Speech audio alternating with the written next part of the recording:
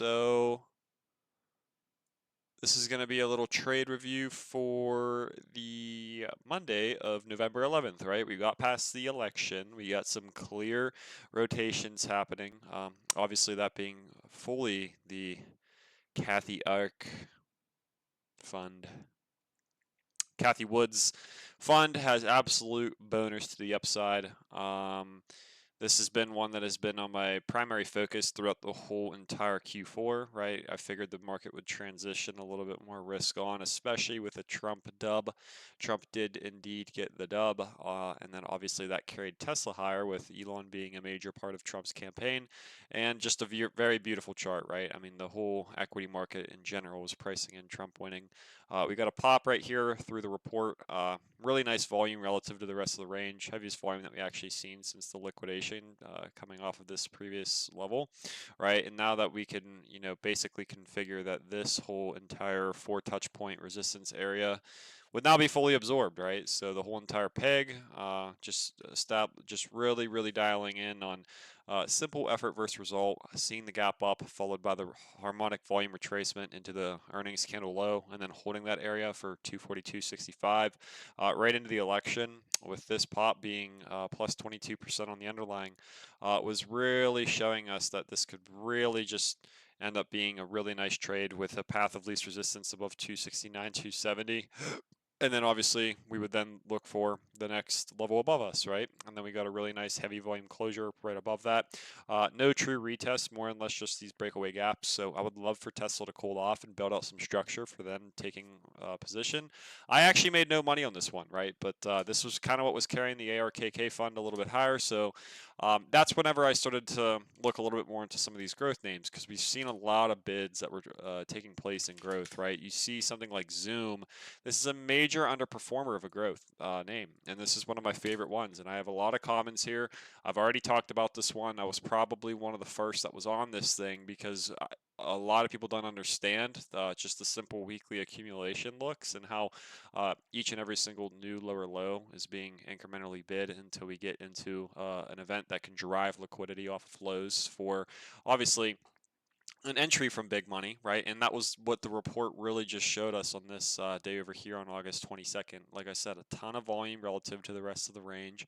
Our previous report was also a lot of volume with a gap up to the upside that then led to new lower lows that were being bid into a sell climax on the daily chart, followed by obviously this event, this report that gave us enough liquidity on hand to be able to build out a full position for the actual expansion into the upper extremes, right, which is 74.77. So once I started to see some of these names catch a bid, that's whenever I was like, okay, yeah, there's going to be a lot of opportunities in some of these very clear, clean growth charts that are formulating either complete distributions that are leading now to a change of hands or just a long-term accumulation or a reaccumulation off of the report, right? Because we just got past earnings seasons, and there was just a lot of these names that went through the reports, and some of them marked down and formulated super nice candles afterwards. Like SQ is one of them, Roblox was another one of them, where you're getting this very clear continuation look whenever you get this gap down followed by a candle that looks like that on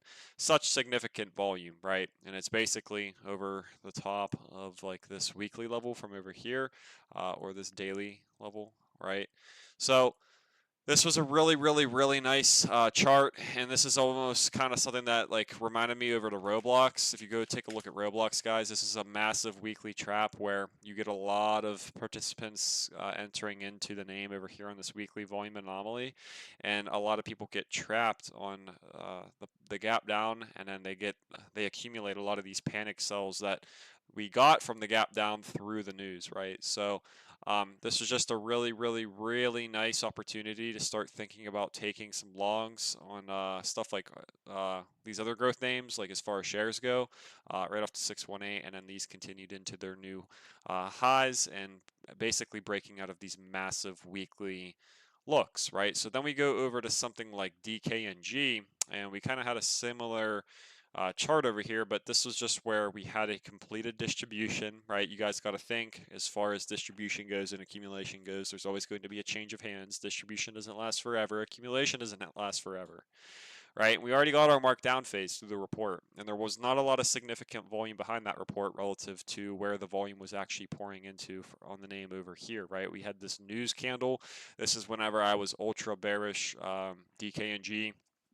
As this was a very clear distribution schematic that was basically playing out, where you have your daily head and shoulders look with the top being like honestly liquidation here from the highs, and then the subsequent lower highs afterwards were great opportunities for profit rolls, and then this led to a gap down, a lot of volume, pop, lower high, and then the final phases of the markdown phase that led us into the bull gap fill from over here, which is also a very heavy volume area on the chart.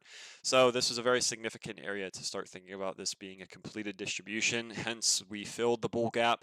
Now we're looking for obviously a change of hands where this can start reclaiming levels, building out higher lows after we put in this low that actually filled the gap, right? So once I saw the pop, I saw the harmonic volume pullbacks, and it basically all the way back into like this weekly level, as well as like if you're a pattern trader kind of guy, this is more or less just a setup about environment, and it is about like the context of everything going on within the market. However, this is like a weekly inverse head and shoulders type of look.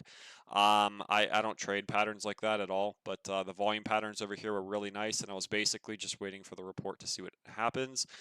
We put in a weekly higher low off of the bottom of this gap where there was a previous support on throughout the course of June into the beginning of August before the report. And then obviously once we claim through that gap, that's whenever we'll be looking for a claim of the earnings gap, followed by a weekly higher low on top of where the lower extremes of the previous distribution area was, right? And that was exactly right over here. So 35 bucks was a really nice risk as far as taking exposure to some commons, especially with just growth catching a bid. You had a lot of the risk on areas of the market moving absolutely like literally with ease, right? So this is just one of my focuses as far as the weekly higher low went. I was looking at this into the report. The report was actually flat. If you go into the actual intraday price action, this was a markdown followed by a recovery, and then it basically just based off the $35 spot. And we had this one big massive wick, and then we actually caught momentum back into where the previous close was, and this was barely anything of like any sort of drawdown. There was really no reaction to the report. So given the context of, like I said, market environment, ARKK, just a lot of growth moving, I was really intrigued to look at this thing taking like a $40 risk, like a $40 psych risk, or a retest of like 39.31. And if you go into like your hourly, this was just a really nice pop, pullback, lower volume, and an opportunity to size into some Decembers. I took a flush trade on smaller expiration, and obviously that played out really well last week. And no weeklies over here because I didn't want to trade a 0DT, but I was basically just looking for the swing high all the way up here and eventually up into like 45. So if we could get 44.60 into like 45, I'd be very happy. But we're getting a lot of volume pouring in over here.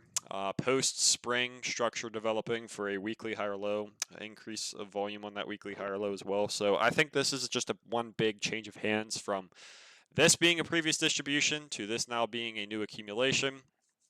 Could it pull back and consolidate a little bit more? Yes, it totally could. This December swing actually almost tapped 100% as of today, so I guess we'll see what the close is, but I'll probably just throw a trailing on this thing off of like 42.31, which is this previous swing high, and then we have a very critical weekly print as well over top of this level right here, which was the weekly seller ask at $42. So that's a really nice trade and a swing trade that's going, and it's going to keep on working for me. Basically just monitoring the weekly closure. If we could stay above 42, that's amazing. If we can't, I'll just cut, and I'll probably leave only like 1/5 runners above 42, a strength above 42, maybe a retest, and then obviously like on the hourly, and then a closure above within the same exact week with little to no wick on the top, and I'll probably take this all the way back I'll probably take this into the end of the year actually. So I'm going to try and hold it as much as what I can into the expiration, and hopefully I'll be enough in the money to really not even have to really worry about micromanaging a trade like this. I believe I'm already $1 in the money, so the more in the money, the better I can do with just holding the runners as far as what I can for like a crazy win. So with that being said, that would be DraftKings, sized in, like I said, sized into this swing, December 20th expiration off of this level here. And the $38 area was actually a very good ad opportunity as far as like where the orb would be established off of this gap. This is technically a gap right here, guys, right? So, yeah, this was just a really nice trade, right? And then obviously, if you go to the daily chart, we also had, I'm not a moving average guy. Big money doesn't make decisions based off of a moving average. This is a kind of like a little, what are the, I don't know that price action cycle that people talk about. It's literally Wyckoff with EMAs. It's a pop, a retest into your EMAs, and then a go. Yeah, it's Wyckoff. So yeah. Um, Ford, I have Ford Commons actually. I wanted this one to play catch up with GM. I already talked about this in the scam. I actually streamed this. GM was a beautiful IV flush trade that I took. Very, very, very nice retracement, harmonic volume retracement into not quite literally a retest, but almost. And then obviously this is just continuing its way higher. I'm pretty interested in seeing what Ford can do, and I have commons over here right now. Roku, I have commons on this one, as I was warning you guys about a potential short-term distribution happening for a markdown. Then for a weekly higher low to happen off of like where this 61-65 gap is. Basically just one big sign of strength on like the weekly over top of where the previous upper extremes were of this range, right? I mean, you have one big retest here. So with that being said, that would be that one. Rivian, I actually have swings here today, but lighter size on these ones. I'll see how the daily candle does close, and this is just a simple Tesla sympathy. I sized in on like these little pullbacks over here on the recoveries over top of the orb at like 1080. So if this could get a really nice strong closure above like 11, 12 to just this little high, or at least just like $11 psych, I'll probably end up like looking for this one to move towards, I would say like near 12, maybe at near 13, and then obviously if this can formulate any sort of really nice clean structure afterwards, then I'd be able to roll profits on this one. But I'm not a big fan of this name or its premiums, nothing like that.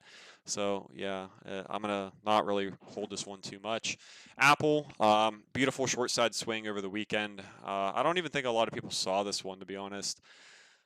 There was absolutely no buyer ever since we filled the bottom of this previous gap.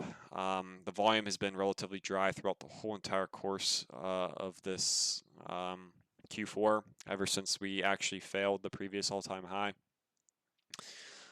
We pulled back, and then we absolutely got no buyer really out of anywhere, right? And then if you guys take a look at where this little gap was, we had to fill this gap. I thought we would at least just fill this gap based off of the retest, followed by the green to red daily bar that happened over here on. This is also the earnings candle. Keep in mind, right? That happened over here on Friday of last week, right? And if you go to the weekly perspective, this is just a 2-week support with the top end of the bar actually failing a previous all-time high, followed by a sell and then a low volume pop back into these like weekly lows and this previous weekly support that actually broke down out of that we broke down out of. So if you look at the hourly, guys, it's it's literally the most simple chart I think I've ever seen in my life. I just figured that this would be really due for some sort of cool off. And that's exactly what happened, right? We actually had our orb being the high on like the 15, and then we sold off and then basically just chopped throughout Friday session. And then this was a great opportunity to start thinking about taking profits once we pop down into the bottom of this zone, which is the bottom of this gap where we did actually have a 1, 2, 3, 4-day support. I still think that this could be a valid short side trade, but I did cover a decent little bit of this today, and I still have some runners on some and some smaller positions on some further out expiration to start targeting down into here at this swing low. But we do actually crack structure technically beneath. Here's your low. Here's your weekly higher low. Here's your secondary weekly higher low potential. So you guys always want to de-risk anywhere that's defending a previous higher low with a new higher low in a zone that has been a 1, 2, 3, and now a 4 weeks support potential. So I want you guys to also really consider that. This is also simply just where we had a previous 3-week consolidation, so it's a historically respected level. Like we had this previous high and then it consolidated for 3 weeks. If you go into the daily, you guys can kind of see where that takes place at. And then this is also the closing print almost of that gap down that happened on August 5th, where Apple actually saw a very significant gap down. I'll actually mark this for you guys over here. This was a massive gap down from all the way up here down into technically down there. And then we defended it one time with nearly a discounted entry on the daily. If you go swing low, swing high here at 0.50 to 14.46. So with that being said, that was the Apple short, and that was a very easy trade. I was basically just looking for the gap down to then hold this gap, or this technically the earnings gap. And I was looking for, like on Friday, I was like, all right, if we could lose this level here at 226 or just like the earnings candle low territory, I think we're going to pop back down into this zone because there was no demand anywhere up here. There was no buyer, there was no nothing. It was all low volume. It was a low volume grind higher after a gap up, and it just looked terrible. So obviously on the opening print, what we got was a pretty ugly 15-minute bar. And then we consolidated on really low volume off the gap fill, which was my target 1. Target 2 is a zone down here. Target 3 is 214. We have to crack 220 to get to 214. So there's no guarantee on that being any sort of long-term short side trade by any means. But yeah, that was the Apple short. Very simple, and as well as like OPEX flows and just like the chain and everything that's coming up for Apple, it's like this is not really getting any sort of support from anything. So what else did I trade today? Disney. I've been holding Disney swings for a very long time, and this is just a very clean consolidation. This is technically your third higher low in the weekly. And the consolidation and compression from the weekly on this thing was just really, really, really nice, right? We filled this previous gap on the daily, which is the Q4 2023 peg. And then from there, once we started to pop, we got the low volume, tight spread, compressed range pullbacks that were filling these previous leftover bull gaps that started the whole entire gap fill and potential accumulation. And we got like red to green hammers on increased volume. That was a beautiful trade. Then we started to claim above like these resistance areas on the daily chart, right? From here, you also had it from over here, right? And this is whenever we got our pullback, we got our multi-week base off of this level at 91.80. We held it. So there's really no retest in mind that I have whenever I'm looking at taking the trade over here. And this is another resistance that we basically claim. So it's basically just a staircase higher from the swing low, and then structure defending this swing low from over here, and then just consistently trading each and every single higher low potential until we obviously pop into an area where a seller will show more of their hand, right? Because we haven't seen a seller really anywhere within Disney, right? And if you're looking at the weekly chart, this has just been a really nice opportunity for an underperformer to kind of catch a little bit of reversion back to the upside, and it also offers some pretty good risk to reward. You go over to something like Crowd, and that's just the same thing, guys. All of these charts, I've been telling you guys that this is going to fill the 343 gap, and obviously the risk to reward gets a little worse over here at like 343, but like this is just one of them charts. Whenever you see so much extension to the downside, it's going to be a very easy recorrection back to the upside, and as long as you're timing those higher lows, the risk to reward can really be unmatched, right? And you get a lot of explosive setups that come off of these charts where a lot of people are scared of them.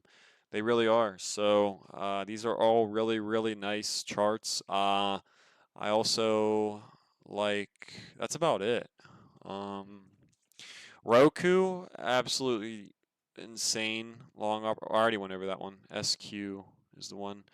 I'm getting a little bit of drawdown on my INTC swings as well as my BA swings.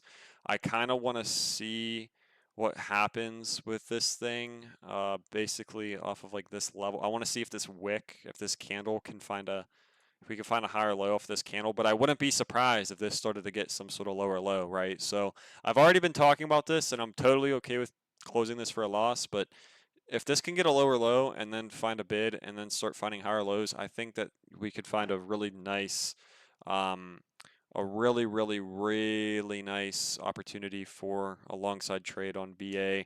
Right now, I own December's, and those are down like 23 or 24%. But I also traded DKNG for 100% today. Also traded Disney for like 70 something percent. Also traded Apple for 140% today. So yeah, losses are part of the game, right? And you know, if you guys are scared of the other charts and you end up only taking BA, that's your issue. It's not doing its best, and I didn't think it would ever do this. But you know, when you guys are staring at some of these charts and they're playing out to almost perfection, um, stuff like I don't know what FSLR is doing today. That had a really nice daily candle, kind of just some rest over there. But if you're looking at some of these other ones like ARKK, for example, even just simply, I mean, I'm not a big fan of chasing the tops of candles of like Tesla calls. I don't really like that. But even if you're looking at something like I'm sure just any growth name is really clean opportunity. You know, you had something like SQ, right? Very nice candle over here on SQ. You have something like Zoom, right? There's so much opportunity in so many of these charts. BA, I just went over BA actually. JPM fill the gap formed by election. I don't know yet. This is a hard chart to fade, really, if you're looking at the weekly chart on here. Do I think that this could definitely recorrect itself? 150%. I definitely do. Do I think that it's a little ballsy? I do. It's not my go-to by any means. It's not like my favorite chart. Could it be a decent bet? Yeah. Uh, I don't know, is the whole entirety gap fill a little bit riskier of a target? I do think. Um, so having trouble deciding, but having trouble deciding, by the way, INTC, MU, and Microsoft. I haven't been a big MU guy. I feel like this one just has things underneath itself that are not very like good. Like I don't know, I have commons on this, but I'm basically just looking for an internal higher low. INTC, this has already been a name that has been playing out to perfection. This has been a beautiful ad area to have on focus, especially with the volume pouring in off the report, followed by an inside bar and really low volume. Um, and then obviously the 3-day gap up continuation little pattern that we had over here from November 5th into November 7th can technically, you could see that as a little bit extended, I guess, especially within this major minus 26% bear gap on a lot of volume actually that happened. So there's going to be pullbacks on all of these charts, right? And I feel like INTC could be rolled off of 20. I'm going to be watching 24.59. I don't really know where the EMAs are sitting. They're actually sitting slightly beneath that.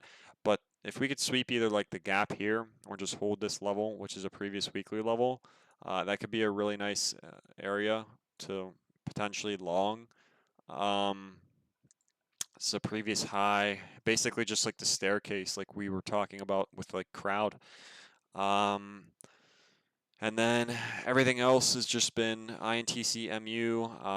Microsoft, I'm not a big fan of this chart. The weekly's very like coiled and just terrible. It looks like a head and shoulders on the weekly, but like I don't consider that necessarily a bearish setup. Basically, with Microsoft, it's more and less just catch the short from the golden pocket on smaller expiration and just get in and get out, or take potentially the blow off top agreement that it could potentially have over here with on top of the earnings candle for a higher low, we're actually getting that today.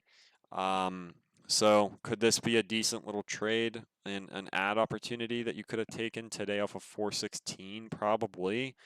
I guess it would be a little bit dependent on the close on whether or not you would want to swing that if this wanted to turn out to be some sort of hammer looking candle. I'm not a big fan of this chart just because I don't really see an edge anywhere. It's just been, sitting within, okay, we have a support down here, right, on the weekly slash daily, and then you go into your smaller time frames and it's just like really, really, really sticky to this range where it's not really moving anywhere. I feel like you could definitely watch this level at like 415, 416. And aside from that, I don't think it's looking too good if you get daily candle closures beneath that.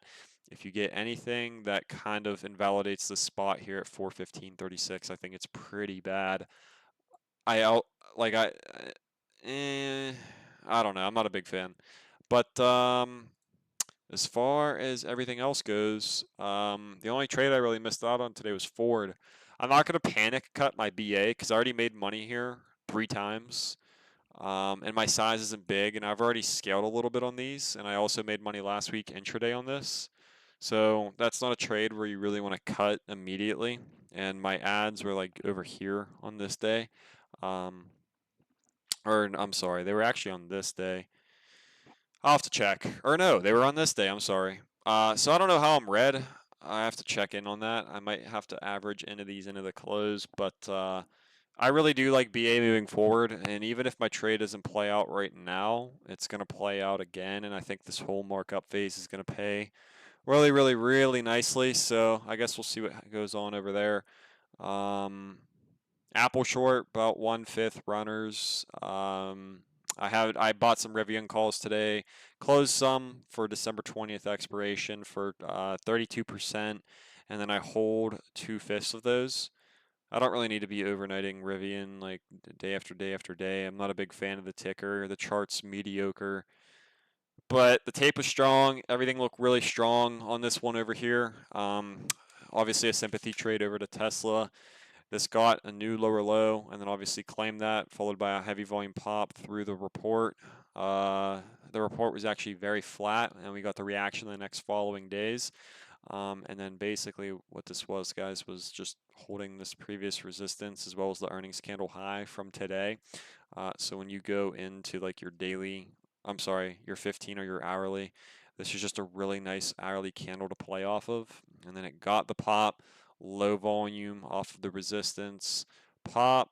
Now we're forming basically an inside bar in the hourly. If you go to the daily chart, I would love for this thing to actually close above this level up here, but above 11 is cool with me as well. So I don't know. We'll see. AFRM, yeah, decent chart for sure. I mean, why did this move like this today, though? Was there news today? I'm more of a fan of the SQ chart by far.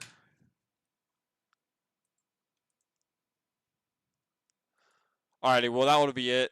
I'm gonna record this, or I'm gonna upload this recording to my people, and if you guys have any questions, you could DM me something if you would like to. I actually might hit a little scan real quick. I do like Ford.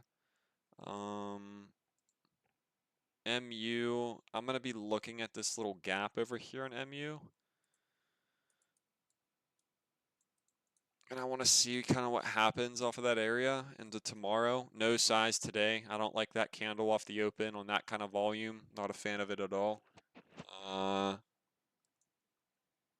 LRCX is another one. Marvel has been the best semiconductor, guys. I don't care what anyone says. This has been definitely 100% the best semi. But that already played out. The weekly looks insane.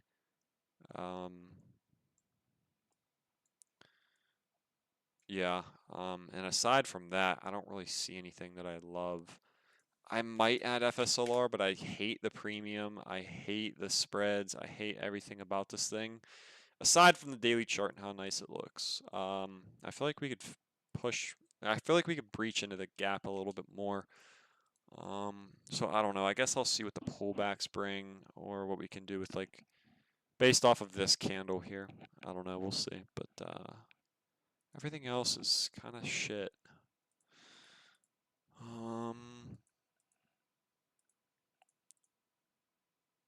Sectors, consumers getting smoked, financials kind of are discretionary, climbing their way higher a little bit. I think I'm just going to hold my DraftKings swing. That chart looks really explosive, I think. And I'm going to keep an eye on BA for a full-size trade. So we'll see. We shall see. Jeez. ABBV? What's going on over here, boys? Oh, the last chart that I like is, what was it? LLY. If this could give me a low volume inside bar and almost like an hourly high tight flag, I'll probably be trading this one. Like, if you give me 2 inside bars for an hourly high tight flag by Wednesday, I am definitely trading this one. So I'm going to add that one to the focus list. Miners, not a fan of miners. I already talked about those. You guys are chasing the highs and hoping Bitcoin continues. To me, that's gambling, and there's no really risk management associated with anything in that style of trading. Aside, if you're an SQ, you're kind of a beast, though. Not gonna lie. Or just have a lot of time with like Riot. Riot's clean. Riot's been one of them names that have been showing a little bit more strength and agreement with Bitcoin. So that was a good one. Geez, man.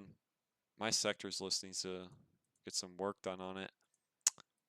But, yeah, I'll probably just end up watching these tickers. So, yeah, that'll be it. I'll see you guys.